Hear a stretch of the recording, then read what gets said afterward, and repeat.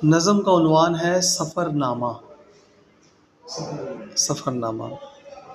हक़ के साथ चलना क्यों कर हुआ मुश्किल, मुसलमानियत दर्जा बदर्जा कम होती चली गई।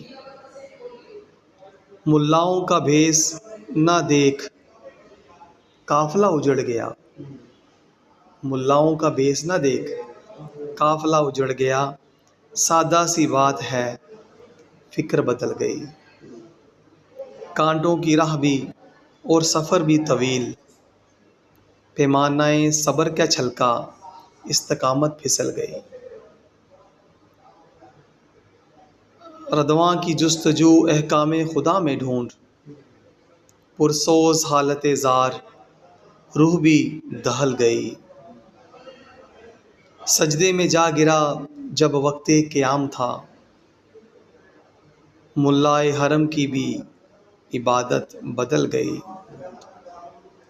फूलों की सेज नहीं कैदे फ़रंग है ये, तलीमे जदीद से फ़िक्रे खिरद मचल गई।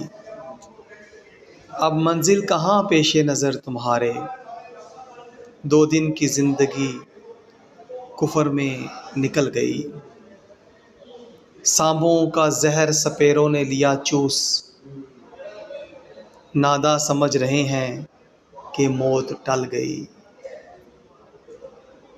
अहले वफ़ा से पूछा अंजामे बेवफ़ाई, बोले कि उनकी जन्नत मग़रब में बदल गई। बोले कि उनकी जन्नत मग़रब में बदल गई।